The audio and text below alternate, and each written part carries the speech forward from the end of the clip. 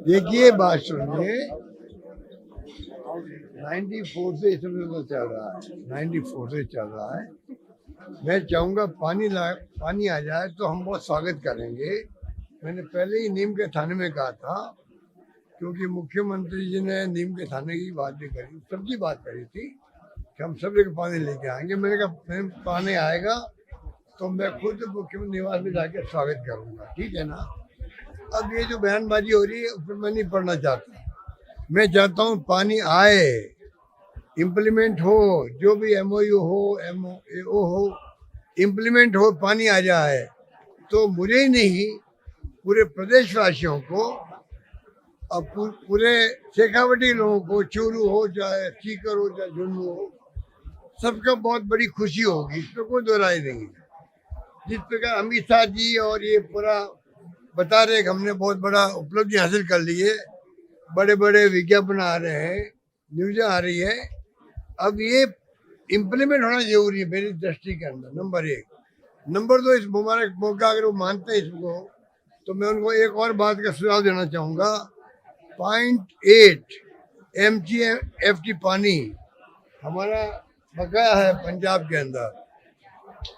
राजीव गांधी लौंगेबाद समझौता हुआ था, पानी हमें 0.8 MGMT पानी अभी तक दिया नहीं है। हम लोगों ने प्रयास किया, हम कामयाब नहीं हो पाए थे। तो सरकार हमारी थी या बीजेपी की थी। मैं चाहूंगा कि ये जो है भजन लाल जी को चाहिए, उसको ही मामला उठाए, अमित शाह जी से बात करे, अमित शाह जी पूरा इंटरेस्ट ले। अगर पानी मिल जाता तो वो भी, तो राजस्थान में इंदिरा गांधी कैनाल और गंगानगर, हनुमानगढ़, बीकानेर, जैसलमेर लगा के जाए, वो सबको लाभ मिलेगा। क्योंकि ये सरकार लापरवाही करती है। जब कभी नहरबंदी होती है तो ध्यान देते नहीं है, पानी कम आता है, हमारे किसान दुखी होते हैं, चाहे वो गंग कैनाल हो, बागड़ा हो, या चाहे वो इंदिरा गांधी कैनाल हो। अभी पानी की जो बंदी हुई थी, हर साल बंदी होती है, जोधपुर तक पानी लोग अभी तक तरसते हैं। ये इंतजाम करते नहीं ढंग से, कोऑर्डिनेट नहीं करते हैं। बंदी खुलने के बाद ही पानी नहीं आता है, जो भी हालात बने हुए जोधपुर के में। कहने का मतलब ये है कि आज गंगानगर दुखी है, हनुमानगढ़ दुखी है, जैसलमेर से लोग दुखी है, सीधे की चिंता कर रहे हैं आगे होगा क्या हमारा। एक तरफ गेहूं की तो प्रोक्योरमेंट नहीं कर रहे हैं लोग, गेहूं का हड़तालें वहां चल रही है। कानून व्यवस्था की स्थिति बर्बाद हो चुकी है गंगानगर और हनुमानगढ़ के अंदर। ड्रग लेने की जो स्थिति बनी है नौजवानों की, जाल बिछ गया है, वहाँ पकड़े जा रहे हैं, लड़कियों के किडनैप हो रहे हैं, लड़कियों को किडनैप करके वहीं होटलों में, छोटी बड़ी होटलों में रख करके उनको बेच देते हैं, उनका रेप होता है, और बाद में लड़की आती है घर पे तो रोती हुई आती है। ऐसी घटनाएं वहाँ होने लग गई है, तो कब तक बर्दाश्त करेगा हनुमानगढ़ और गंगानगर भी। कल भी लोग आए थे वहां से आकर के, सब लोग रो रहे थे, क्या करें, किनके पास जाए। इस सरकार में सुनवाई करने वाले कोई नहीं है, ये बहुत बड़ी चिंता की वजह बना हम लोगों के लिए। आपने कहा पारदर्शिता रखिए, आपने कहा कागज बाहर लाए, क्या हुआ है? अरे कागज लाते नहीं, बाहर छिपा के रखते हैं। पिछली बार भी चुनाव आ गए थे, उसके पहले नाटक किए गए, चुनाव के बाद में बताया गया हमारे एग्रीमेंट हुआ है, जबकि उसमें मुख्य बात है कि पानी पहले वो यूज करेंगे, पानी का बंटवारा नहीं कर रहे हैं। जो पानी आएगा पहले हम अपना पूरा यूज करेंगे, उसके बाद में बचेगा तो आपको देंगे। ये अपना में शक पैदा करता है। एक बार मुख्यमंत्री आए थे ओम चोटाला जी, मैंने मीटिंग करी 15-20 साल पहले असेंबली के अंदर, हम बैठे थे।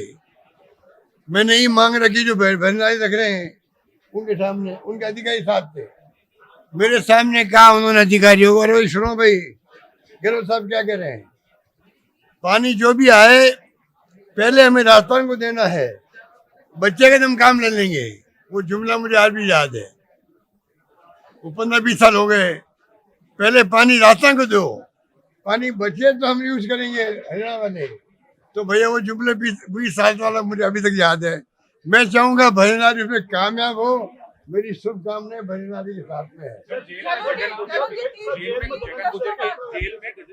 की हत्या कर दी गई राजस्थान। भाई हत्याएं कहीं भी हो, जेल के अंदर हो, बाहर हो, सड़क पे हो, ये दुर्भाग्यपूर्ण है। क्योंकि कानून अपना काम करे, कानून अपना काम करे। और पहले बीकानेर में घटना हुई थी, हथियार पहुंच जाते हैं, मोबाइल पहुंच जाते हैं जेलों अंदर।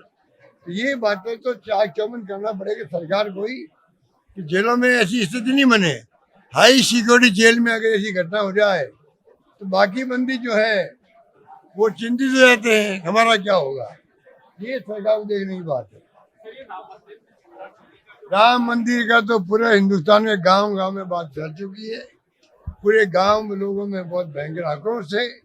गांव हो, कस्बा हो, शहर हो, हर घर में आक्रोश है।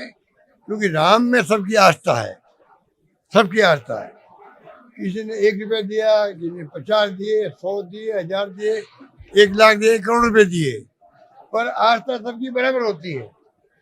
वो पहले चोरी हो जाए, बड़े बड़े नाटक किए इन लोगों ने, ऐसा माहौल बना दिया कि बाकी पार्टी के लोग तो वहाँ आए ही नहीं।